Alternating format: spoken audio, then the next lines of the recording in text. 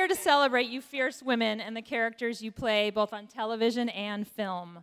I'm curious, for the parts you're currently in or just recently wrapped, what is the kick-ass moment you're most proud of?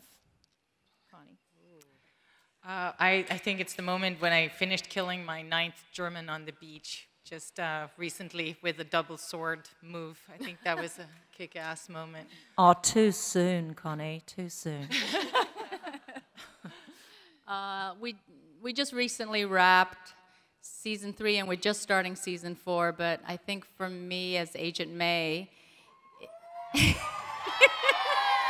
it was when these 3 big guys think that they were gonna like kind of manhandle her, and she beats the crap out of all 3 of them. And at the end, she says, "You know what? I'm gonna do you a favor and not tell anyone that a little tiny Asian woman just kicked your ass." That was a badass moment. Well, I would say, thank you. Shooting Deadpool was awesome for many reasons. Thank you. But I do particularly like the fact that when Vanessa does get rescued by Deadpool, or he's trying to rescue her, instead of being appreciative, she calls him an a-hole for leaving her to begin with.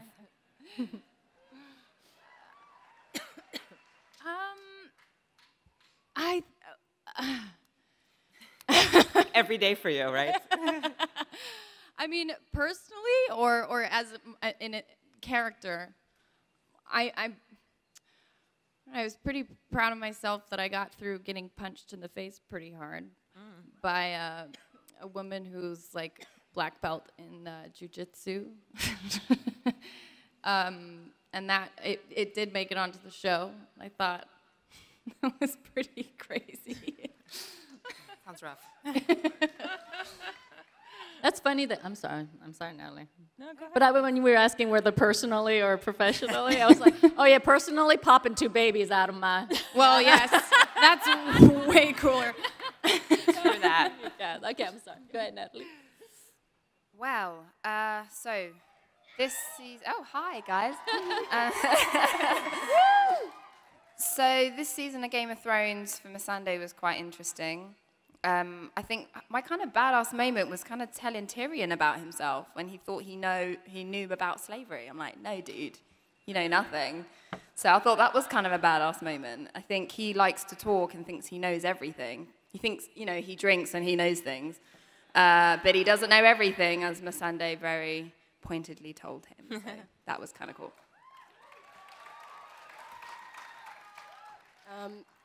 I think my kick-ass moment for Sarah, the character I play, who's a sort of English con artist, was this past season when she kind of goes off the rails and has her her dark night of the soul, and sort of reclaims a part of her identity that she had lost because of this sort of clone conspiracy thing that she's been following for the past few months of her life, and she sort of reclaims a little bit of her own space and makes mistakes and kind of acts like an asshole and sort of just is Sarah, and that I think is the kick-ass moment from this past season for me. So I was thinking what the heck could be my most kick-ass moment. I think it was when I was being hit on by the $6 million man. Lee Majors plays Ash's dad, Brock, in Ash vs. Evil Dead, and I jammed my fingers up his nostrils. I want to say that I threw him across the room, but that would be a lie. Anyway, it was fun to jam my fingers up his nostrils. I don't know. Did you ad-lib that, or was that scripted? I did kind of ad-lib it, and Lee was going, he was fine to go with it. He's a very cool guy and super funny in the role. So what's the craziest thing you've been asked to wear during a fight scene? Bucket of snot. What? Anyone else? I mean, Craziest I thing think to it's wear? predictable what I'm wearing in these fight scenes, but nobody knows how hard it is to move in these entire armors. I mean, they're really, really difficult. I have new respect for people who play Batman, Superman, and so on, because it is so hard to move in these things, and yet you have to look athletic. Yeah. For me, it's not the weirdest thing, but the hardest thing is fighting in heels. Right. Women are always fighting in heels. Yeah. Did you say heels? Just fighting and running and kicking yes. in high heels. I always wish I was, you know, a little bit taller, but since I'm not, I had to adjust that. But either that, and actually, I loved fighting in my lingerie. When I read it in the script, I was so terrified that I had to fight in lingerie. But it was the best thing because I was barefooted. It was so great. Yeah, that outfit in Deadpool was not particularly made for fighting. At the end there with all the... It was all open and we had to... And I was falling from high angles. The crew saw a lot more of me than they wanted to. It was not fun. Now, we have a feature in our magazine called Watch This, Sorry About That. And we obviously are all watching the current roles you're in, and we're loving them. But do each of you have any parts from your past that you kind of just wish you didn't do? And maybe you wanted to say sorry for them. I didn't mean that, or oops. You mean the stuff we do to pay the rent? Perhaps. Yeah. No Why would we shame, talk no shame. about that here? Why would we bring attention to them? Because you've moved so far beyond it. Yeah. Well, I mean, I think, you know, a lot of people don't realize that sometimes, you know, it's feast or famine as an actor, and especially as with with roles for women, sometimes they're very, very limited. Listen, English is my second language, okay? Don't laugh at me. That is so mean.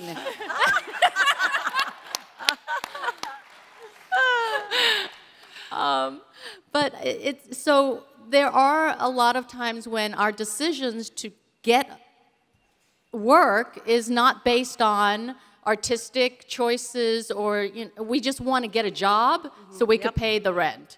So we Especially could put when you've food been on the having table. babies, right? And you think nobody's ever going to hire me again. That's right. So you take a show with the title that has 3 exclamation marks at the end. That's a giveaway, by the way. If its name is, and you think it's a working title, if its name is Vampire Bats,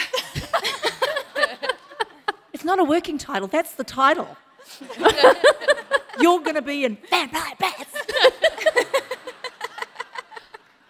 Or you just want to make enough money to cover your union minimum, so you keep your insurance. So there are, you know, sometimes we make those choices, and for me, I really don't apologize or say that I regret having done any of my roles, because it is part of what it takes to be an actress, is to survive it, is to go through the famine and be able to then celebrate like we are today, you know, with these amazing women at this panel, when we are able to, you know, do parts that inspire or, you know, give joy to our audience and our fans.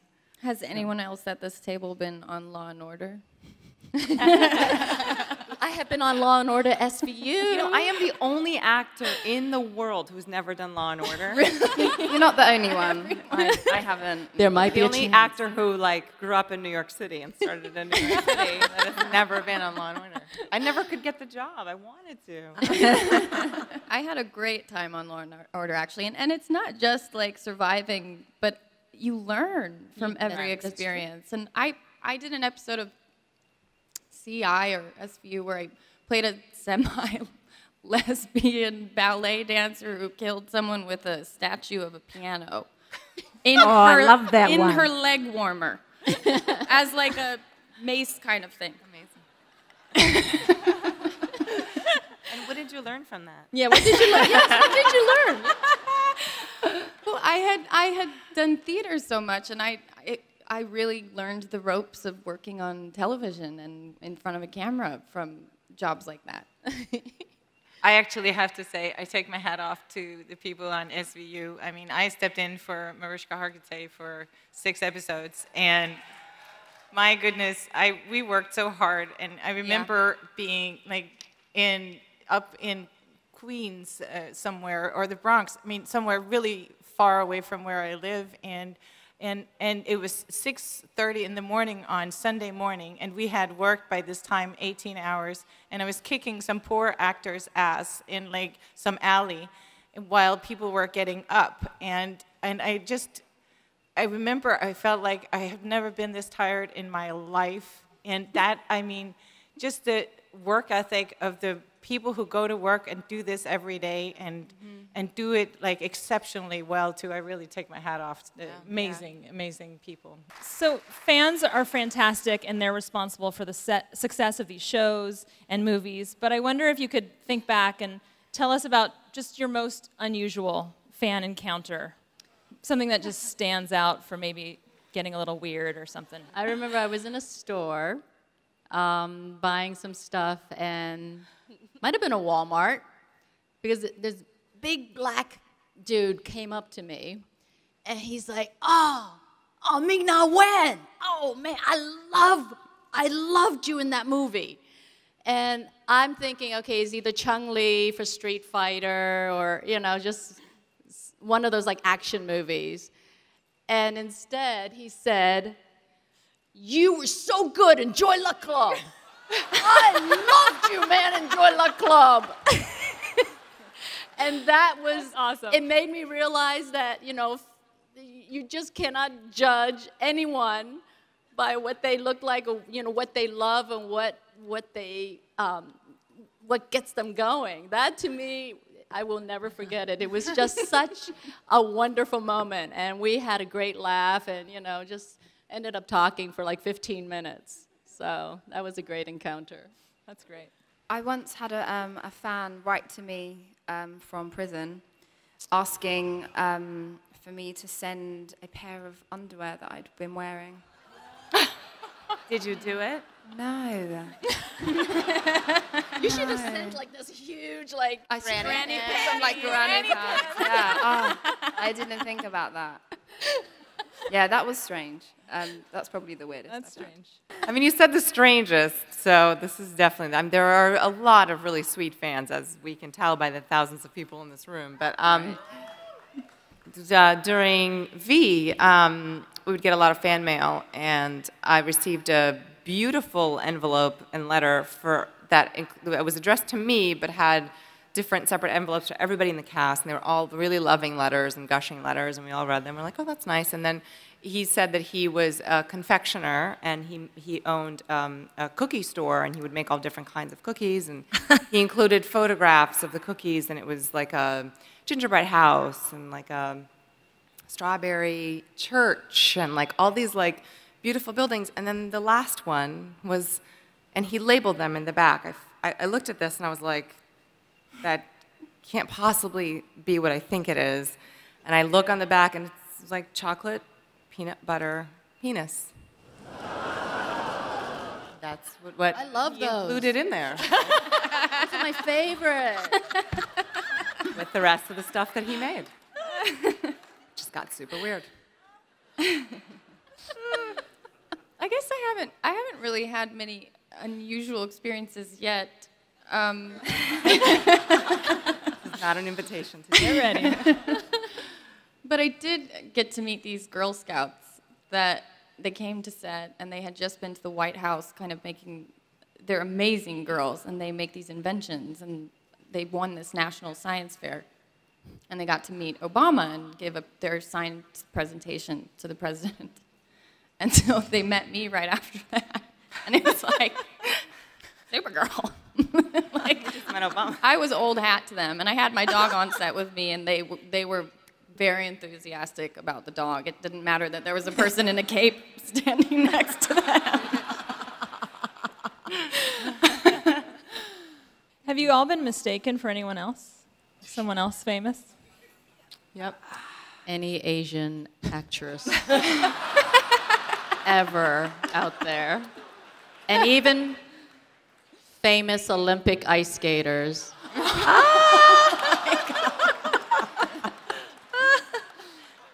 I'm just saying. I've gotten Ashley Judd, which is, I'm very complimented by that, but What was the backup plan if this career didn't work out? Was there a backup plan ever? No. Or was it just, this was it? Wow. Yeah. That's why you're all here. What was your backup plan? I don't know what my backup plan would have been. I've thought about that even now, because at the end of the day, like this industry is not guaranteed, and it's, you know, not forever. And I thought, what would happen if I, you know, stopped working as an actress? What would I do? And I thought maybe I'd like be a yoga teacher. I really like yoga. That'd be fun. And actually, I'm quite enthusiastic about tea, so I thought I'd maybe open a tea shop. Maybe you could do both. I could do both. A tea shop yoga spa. Oh, that sounds great. Right? Thank you. Sure, anytime. Love that. I just remember my mom, you know, when I wanted to actually go to college and study acting, and I was looking at various colleges and to see which one had the best program. And luckily, where I grew up at the time, Pittsburgh, Pennsylvania, had a great college program at Carnegie Mellon University. Oh, hey. CM Unites. And I just remember my mother asked the same question as you did, Nicole. So, because for her, she was actually astounded to find out that you can get a degree in drama. She was just always like, oh, American school is so easy.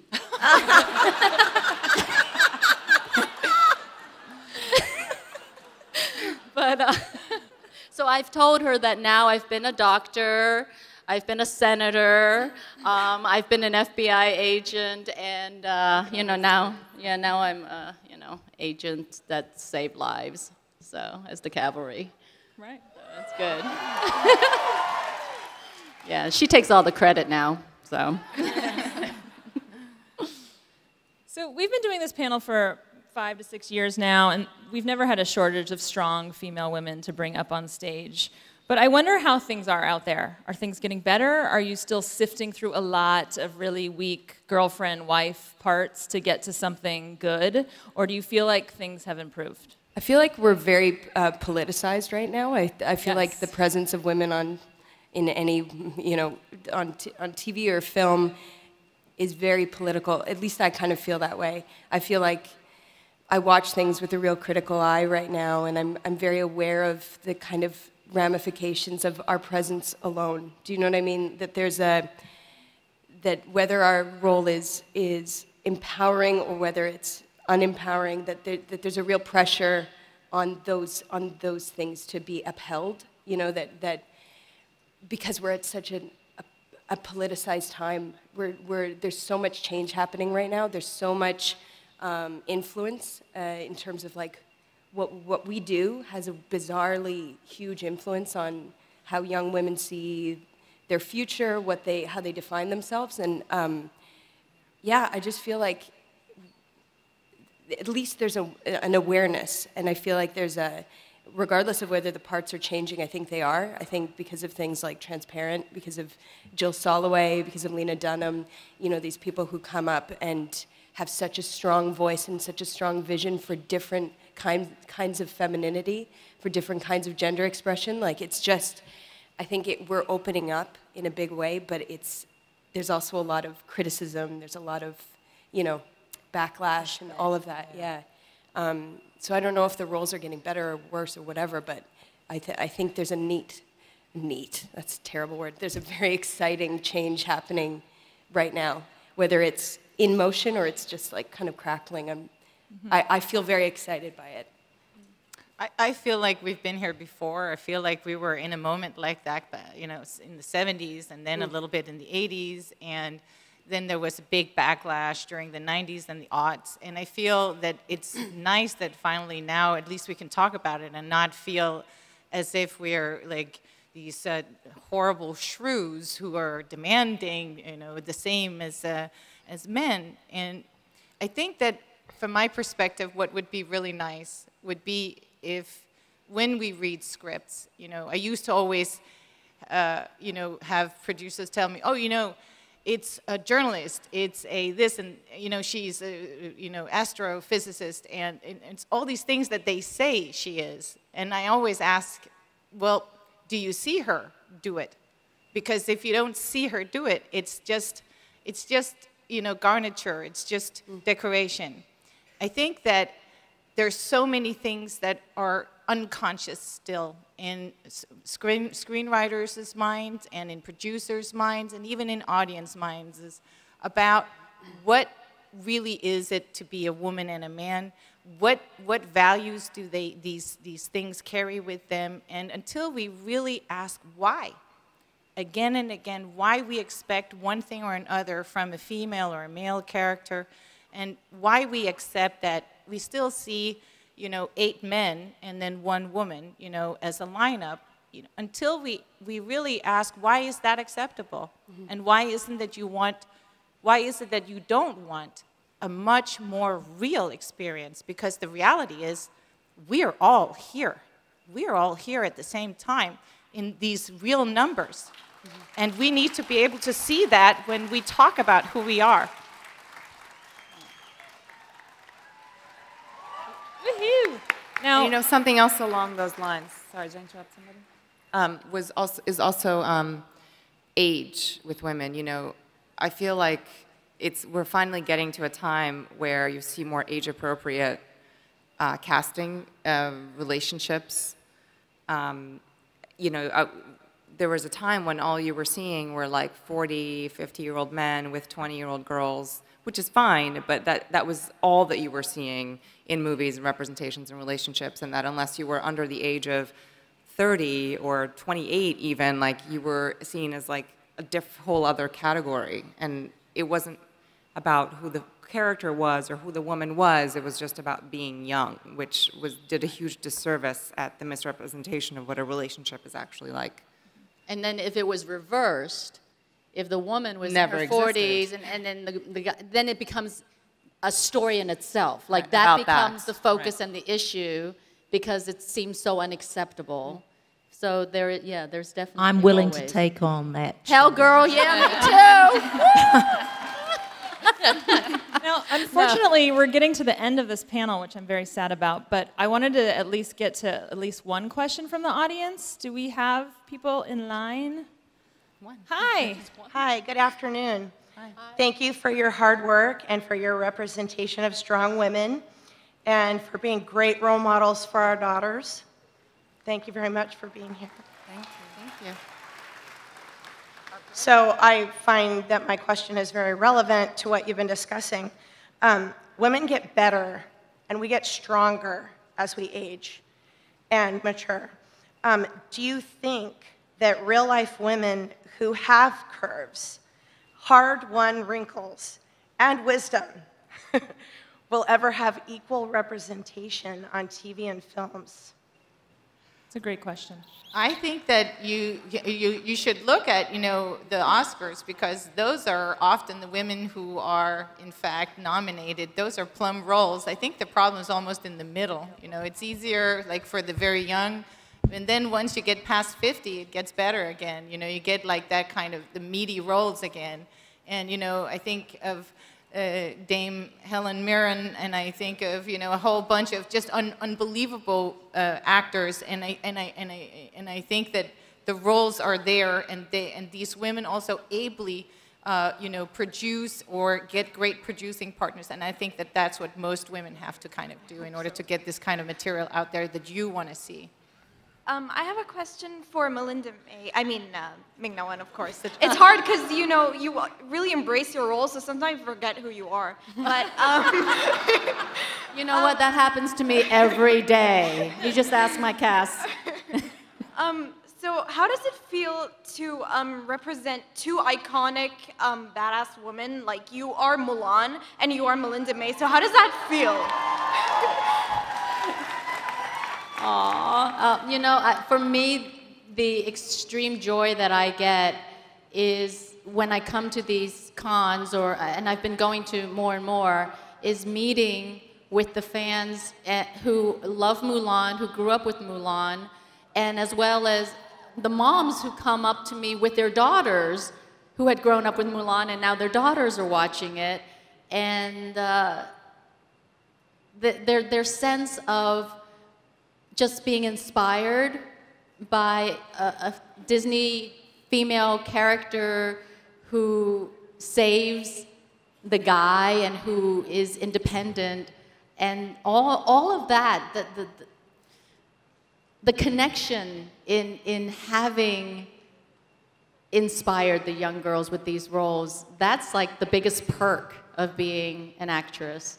And I am just so happy that I continue to be able to work on these strong female roles like Melinda May, and just, you know, kind of kick ass.